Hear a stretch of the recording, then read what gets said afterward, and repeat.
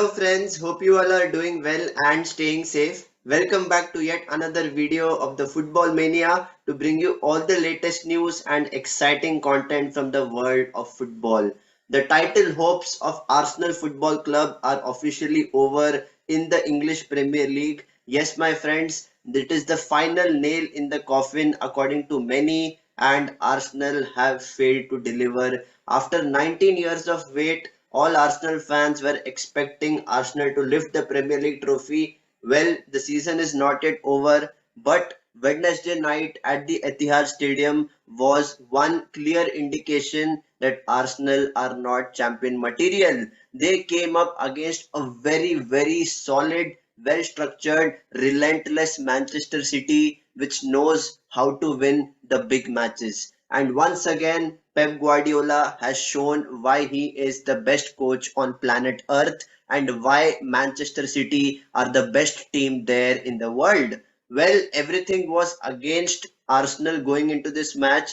Obviously, the match was being played at the Etihad Stadium. The fans can get really vocal, and Arsenal have a really dismal record when it comes to playing at Manchester City. And whenever we look at this Arsenal team, we always might have an excuse saying that they are really young, they don't have enough experienced players. In spite of Xhaka's return into the lineup, I was expecting Arsenal to press Manchester City higher up the pitch, and Manchester City only tweaked one thing, that is Akanji playing in the fullback position, and I my only glimmer of hope was Bukayo Saka coming up against Akanji, but Akanji had Saka in his back pocket. That was the reality, my friends.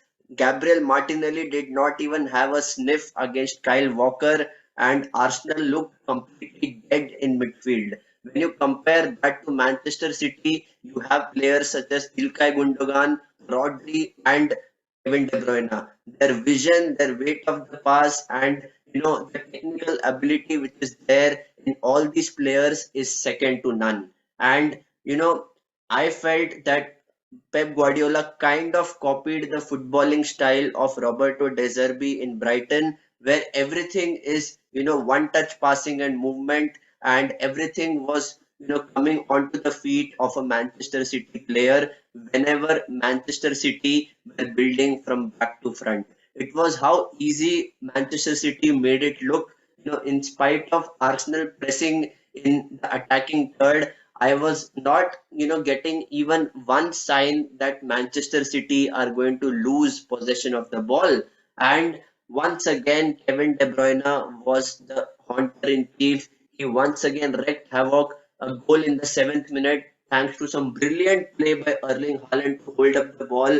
And by the way, Holding had a torrid time coming up against the Norwegian striker. I don't know how to describe the battle because Erling Haaland completely had a field day. Yes, and providing that assist to Kevin De Bruyne opened the floodgates for Manchester City. And after that, I expected Arsenal to have a reaction. And what did we see for the next 20-25 minutes? It was all about Manchester City dominating the possession. Whenever Arsenal had possession, the kind of press which Erling Haaland initiates is just incredible. I have not seen any other team which is so good with and without the ball. And Pep Guardiola has mastered that art, and he has integrated the technical and tactical understanding of the players with his footballing playing style. And that is why this team is so relentless. They never stop. It is a well-oiled machine, I would say, and that is the entire reason why Manchester City have been so dominant, not just in English football, but also when it comes to the other club competitions, they are there or thereabouts. And right in the stroke of halftime, Arsenal were looking to go into the halftime with a 1-0 deficit. However, it became 2-0 thanks to VAR. Ben White's toe was kind of keeping John Stones onside, and it became 2-0. It was a psychological blow for Mikel Arteta and his men. A 1-0 deficit at halftime could have been quite different, but a 2-0 scoreline really puts you off the match. And when Arsenal came out in the second half, They did play some expansive football. They were having more possession of the ball, and they were not allowing Manchester City to play their free flowing game. And that is exactly why I feel that whenever Arsenal are on the back foot, I don't see Mikel Arteta making enough substitutions at the stroke of halftime.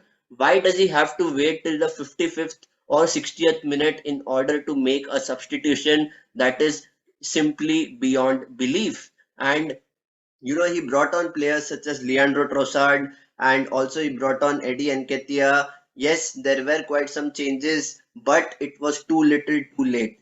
And 2-0 soon became 3-0 thanks to a very, very, big blunder by Martin Odegaard, the captain, who, by the way, was quite anonymous throughout the game. He was not able to show his presence and show his impact, the usually which we see in previous matches. And Kevin De Bruyne once again scoring a brace was just like the icing on the cake. It became 3-0 within 55 minutes, and I was expecting this to be something like 6 or 7-0. The reason why I say this is because Erling Haaland missed a lot of chances. Otherwise, this team could have completely steamrolled Arsenal. It was really men coming up against boys, and Pep Guardiola, just changed the left back. It was not as if he changed the structure of the team where John Stones is playing in the midfield. The only change was Akanji playing as a fullback. And apart from that, he brought on, Gundogan back in the starting lineup. He left Riyad Mahrez,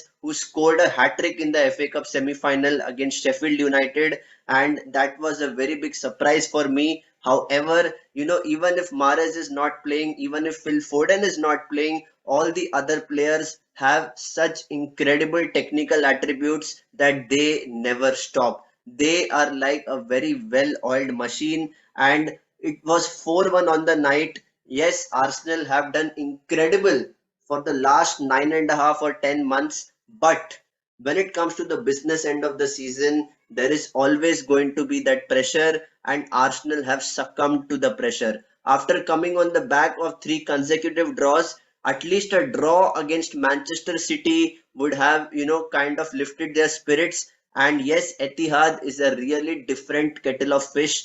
It is a very completely different ball game, and I expected Arsenal to park the bus a bit. But when they showed their intent by pressing at Manchester City, that is when the floodgates opened. The partnership between Gabriel and Rob Holding is simply not good enough. Yes, they miss Saliba, and the presence of Saliba could have made some difference in terms of having the composure on the back line. And that is something which Arsenal dearly miss. And I thought that Arteta would personally start Kieran Tierney over Alexander Zinchenko, because defensively Tierney can do a much better job. He can overlap as a fullback, and there are so many attributes which Tierney has and Zinchenko doesn't have. So obviously, I was expecting a lot of things to change. However, Arteta is quite pragmatic. He's quite rigid in his approach, and there was no much change even when the likes of Trossard came in. Yes, they scored the consolation goal, but it was too little, too late. And right towards the end, Erling Haaland, the tormentor in chief, got his goal, having removed his hairband. It was just incredible. The scenes at the Etihad at the full-time whistle just showed that Manchester City have the belief they are a team which are going for the treble, and even Mikel Arteta has conceded that Arsenal need to be nearly perfect from now till the end of the season to have even a glimmer of hope of winning the Premier League title. So I would just say congratulations in advance to Manchester City for lifting the Premier League trophy. Yet again, you have proved that when it comes to the business end of the season, only a champion mentality is going to push you forward and you are going to get over the line. So, guys, it was a huge match in the context of the Premier League title race. However, I would love to know what are your thoughts about this match. What do you feel about Arsenal moving forward, and what do you think will happen towards the end of the season? Please let me know your thoughts in the comment section. And if you like this video, please do me a favor, hit the like button and hit the subscribe button, because I'll be coming up with lots more content from the world of football. So until next time, stay safe and take care.